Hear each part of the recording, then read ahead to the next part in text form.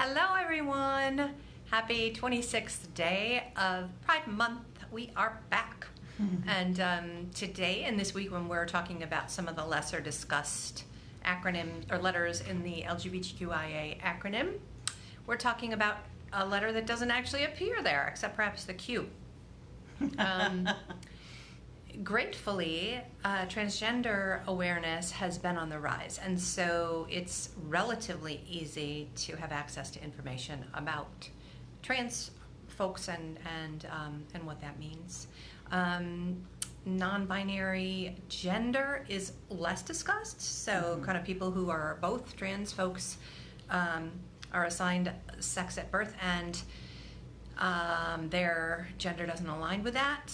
And it's usually kind of a one or the other situation, although not for all trans people. Some trans people do kind of feel as if they straddle.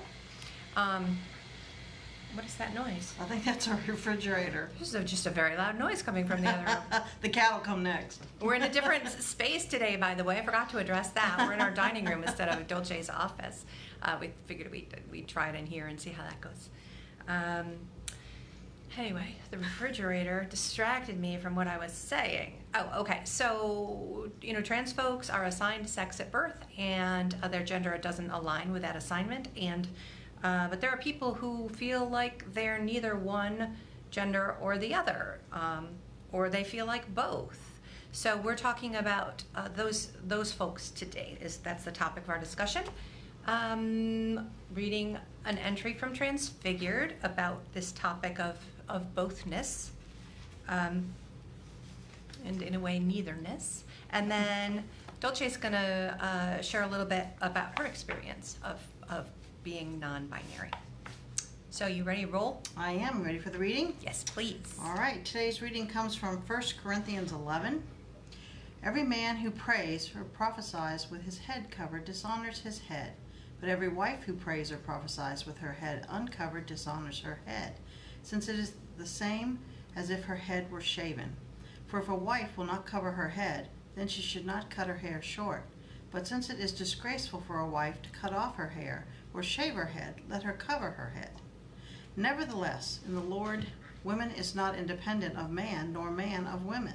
For as woman was made for man, so man is now born of woman. And all things are from God. Judge for yourselves. Is it proper for a wife to pray to God with her head uncovered? Does not nature itself teach you that if a man wears long hair, it is a disgrace for him, but if a woman has long hair, it is her glory? For her hair is given to her for a covering. So you could take this passage all sorts of places. I'm sitting here with my short hair in disgrace. I might pray at the end with my head uncovered, and God's going to be extremely upset. That's not the topic of what we're talking about today, though. So today's passage is rather confusing, with its demand that a woman who doesn't want to cover her head should shave it, but then a turnabout proclamation that a shaved head is a disgrace. It's unlikely that Paul intended to address the beautiful integration and intermingling of gender when he wrote those words. But this is an example of the Holy Spirit breathing through an author. He wrote about women's hair back then, and the Spirit whispered something for you to read and relish right now. She knew you'd move through the instructions to the Corinthians, rebelling against the ideas Paul conveys about gender performance, and then settle in to this affirmation with a sigh of relief. Femininity is not independent of masculinity, the Spirit says. A woman was made from man, and a man comes out of a woman. Sometimes that happens at birth, and sometimes it happens later in life. Through these words, the Spirit tells us there is no independence of gender. We are all a beautiful, interrelated, sometimes messy mix. Given Paul's warnings about haircuts, jewelry, and women speaking during worship, he was probably uncomfortable with holy messiness. But God sure isn't. So, that was the passage about sort of the bothness and the intermingling, and that we don't need to be worried about, the sort of being male and female. and Dolce has lived it. So will you tell everybody a little bit about your experience, Mahoney? Well, I identify as non-binary. We're still working out the whole pronoun thing. I use Z. From the time I was very young, did not feel comfortable being called she or tomboy. I wasn't a boy. I wasn't comfortable with being called a girl. I knew that I was me, and me was a combination of all those things and none of them. You know, it was just who I was. Actually, my name Diane is quite feminine, and I don't use it very often. I really like when Suzanne calls me Dolce, and I don't like my name very much in that way. I like the name itself, but I don't like that I'm being called a female name. When I was young and people would call me a tomboy, it really bothered me because I wasn't a boy. And if I wore a dress to school because my mother made me, they said, "Oh, isn't she really pretty in that dress?" And that really bothered me because I didn't feel like that person that I was putting on the clothes for. I think it's an easier time now. I think that people are more comfortable just being who they are and not being, not having to play with Barbies or fire trucks or baseball making you masculine or Barbies making you feminine. So I think that's good in a way. But when I was little, I was joined with two very close friends, and we liked baseball, and we liked cooking, and we liked all these different things, but we didn't think we were feminine or masculine, and we didn't like to be referred to as either. So we would say, well, it seems like the butterflies are more feminine and the caterpillars are more masculine, so we decided to form a moth club because we were something different. So I think I knew from the time I was pretty young that I was neither and some of both. I just wanted to be me. I wanted to be Dolce. I wanted to be uniquely myself. And I think that's what a lot of non-binary people want, to be seen as who they are. They don't want to be on either end, be this gender or this gender. I want to be right here, no matter how I was anatomically born. I think I have some feminine, what you would consider feminine traits, and I have some masculine traits, but they don't define me. I think they're just a little part of me. So that's just one of my stories from when I was younger. And I feel more free now to really be who I am with Suzanne. I don't have to dress extremely feminine to go out somewhere. I can wear a suit. I wore a suit to our wedding, and then we put albs on. So I was very comfortable with that. One of the things about when I had married a man way back when I was 19, 20, it was like I didn't want to wear a wedding dress. But I never even told him. I was like, that was part of not having to want to have the wedding ceremony, was I didn't want to wear the dress. So I think it's really important to be yourself, and I think it's important to help your people around you, your grandchildren, nieces or nephews, or even other adults, to be able to identify what they are and just be that person and accept them for that. Suzanne has really helped me accept who I am and try to blossom into that. So today I'm wearing, this is me, this is a Boston Red Sox hat. My beloved has on her t-shirt, and this is a pink hat, and I generally don't like pink, but it's a Red Sox pink hat, so I love it. It's got a little paint on it, so you can tell I use it around the house. So it's very me. And this, I think one of the things I hope have come through in these little videos and this time with you is that we're just trying to be us, to free you more into being you. It feels so good to just be me.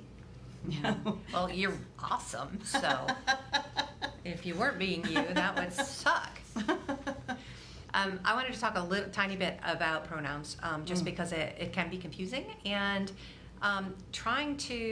it's been a challenge for Dolce. We've kind of talked it through, and an evolving thing, and I'm still working. First of all, if you know someone who uses a pronoun that you're not used to, something other than he or her, his, she, her, hers, it can take some time to get used to. And we're in this all the time. I mean, in the community, interacting with people who are non-binary, writing about it, talking about it, posting about it, in Dolce's case.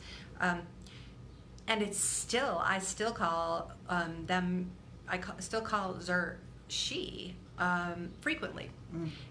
And if you're trying, I think that people who are non-binary get it and are happy for you to just try and just quickly move on. If you screw up, just quickly correct yourself and move on is the best thing. Don't make a big deal out of it.